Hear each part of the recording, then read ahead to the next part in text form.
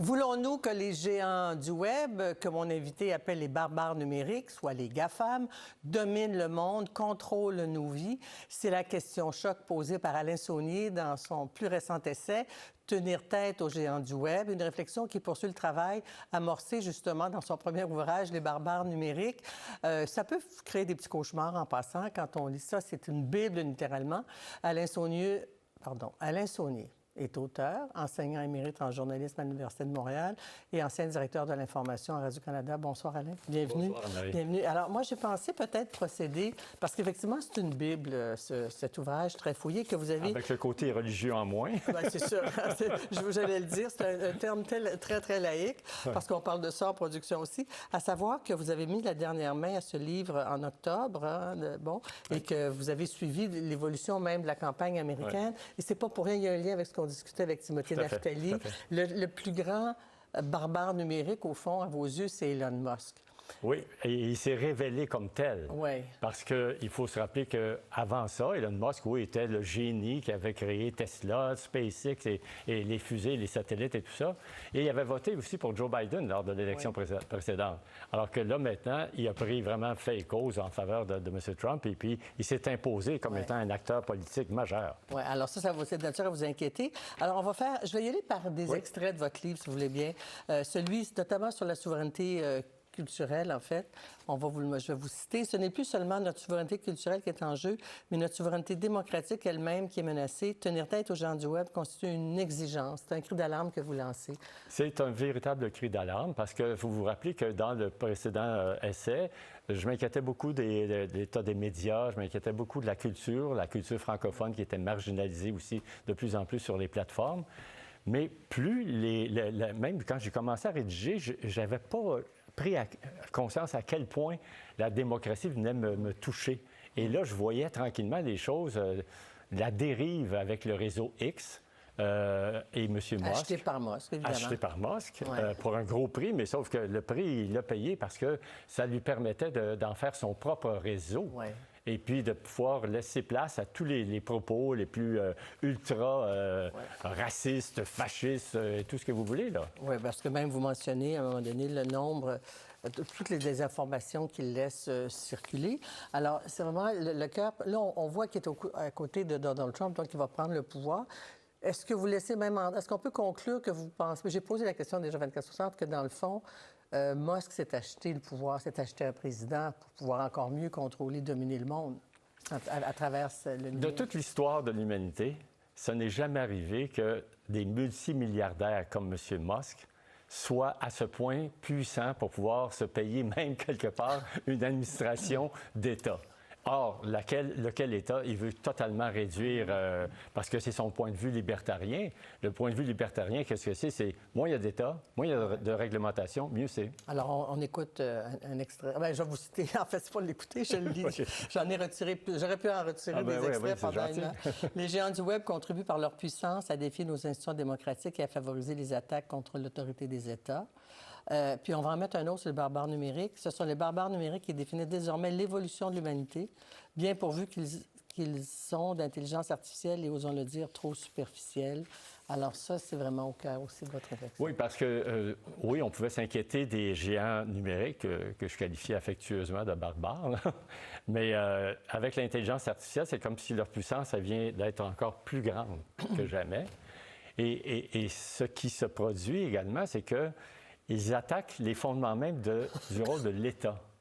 Parce que c'est-à-dire que l'autorité de l'État, elle est défiée par Meta ici au Canada, qui refuse de se plier à la loi C-18 des nouvelles en ligne qui a été adoptée par le Parlement canadien et qui a été pilotée par la ministre Pascale Saint-Onge. Ils sont contre les réglementations. Ils sont contre le CRTC. Et ils ont toujours agi de telle sorte que, pour eux, il n'y a pas de frontières. Les nuages, ils passent au-dessus des frontières. Donc, ils n'ont pas à s'arrêter aux réglementations douanières, si on veut, de qui que ce soit. Là. Et ça va au-delà de la fiscalité, parce qu'on veut, bien sûr, qu'ils paient leur dû, qu'en payant leur dû, ils contribuent à la redistribution de la richesse dans une société, mais ça va au-delà de ça, leur pouvoir. Non, ça va jusqu'à défier à peu près toutes les réglementations. Ils se sont posés à l'encontre, se sont opposés plutôt à la loi C-18, à la loi C-11 également. Je doute aussi que lorsque M. Lacombe, le ministre de la Culture et des Communications au Québec, qui voudra développer quelque chose sur la découvrabilité, je suis à peu près convaincu qu'on va avoir tout le lobby des géants du web qui vont intervenir là aussi. Oui, parce que Louise Baudouin est avec nous. Bon, son travail, d'ailleurs, est mentionné dans votre livre, à savoir que la découvrabilité, c'est pas n'importe quoi, c'est avoir accès à nos contenus culturels, donc affirmer notre souveraineté culturelle. Oui, et puis cette souveraineté-là, elle est de plus en plus difficile parce que les instruments qu'autrefois on appelait les tuyaux, ils ne nous appartiennent pas. Non, on est des locataires, dites-vous. Voilà, c'est ça. Et on se trouve aussi dans une situation absolument étonnante, c'est que le contrôle de la circulation de nos contenus, ce n'est pas nous qui pouvons l'assumer. Ce sont les géants du Web, généralement américains, faut-il le souligner, c'est important. La preuve, c'est que c'est Meta qui ne diffuse plus les contenus. Ben oui. Journalistiques, donc au profit de ces géants numériques. Et je crois, est-ce que c'était tout un terrain chez notre collègue Jannick Tremblay, merveilleuse journaliste, merveilleuse émission, est-ce que c'est là que vous avez dit, si j'étais journaliste au New York Times, je m'inquiéterais? Oui.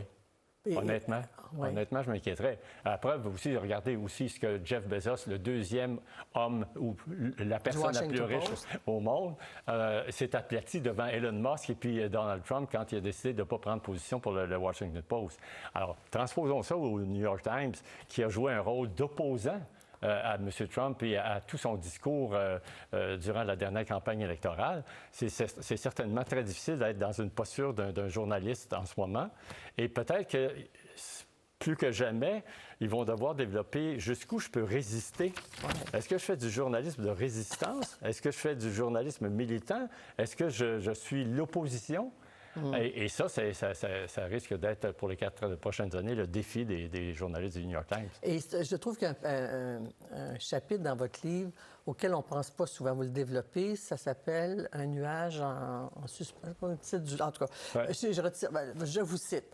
Parmi les 1100 objets en orbite terrestre basse, 6000 sont des satellites Starlink lancés par SpaceX, propriété d'Elon Musk. L'entreprise a obtenu l'autorisation de lancer 2000 satellites Starlink supplémentaires et on en prévoit jusqu'à 42 000. Alors lui, il va faire ce qu'il veut là, avec l'espace. C'est la conquête de l'espace aussi. Ben oui, mais c'est la conquête de l'espace. Alors, c'est Elon Musk qui est en train de prendre le monopole, si on veut, de toutes les rampes de lancement des fusées et des satellites. Et puis, on oublie aussi un autre facteur, puis je l'aborde aussi dans mon livre, il y a des nuages dans les airs, mais les câbles sous-marins, sous l'eau, ils sont aussi la propriété des géants du Web. Alors, ça veut dire que plus que jamais, ces multimilliardaires dont je parlais tantôt peuvent décider de couper les liens entre des continents, peuvent décider de couper les liens aussi parce que les satellites ne joueront pas le rôle qu'ils doivent jouer.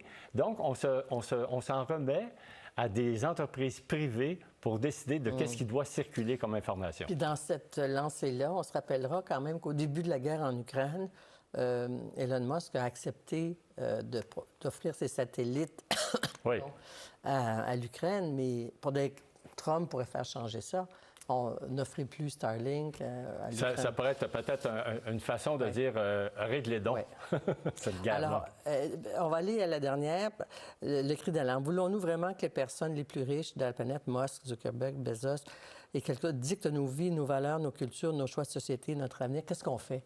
On a un choix, mais vous, qu'est-ce que vous proposez comme solution? Bien, il y a plusieurs optiques, il y a plusieurs propositions qui sont devant nous.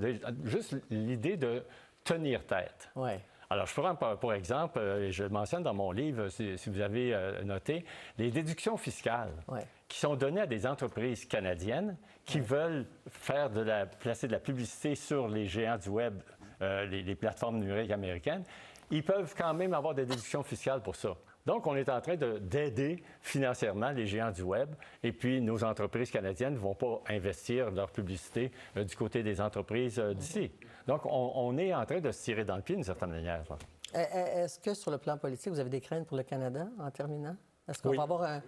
Oui, moi j'ai des craintes, puis je le dis ouvertement, moi je peux me permettre de le dire. Je pense qu'il faut se rappeler que M. Poilievre est en désaccord avec C11 et avec C18. Et par conséquent, il faut qu'on soit très vigilant pour les prochains mois. Alors, tenir tête aux géants du Web, vraiment, c'est absolument passionnant. C'est presque pas de la science-fiction, là, c'est vrai. C'est très fouillé chez Oco Société, signé Alain Saunier. Merci, Alain, de cette visite en studio. C'est un plaisir. Il n'y a pas de quoi. Merci.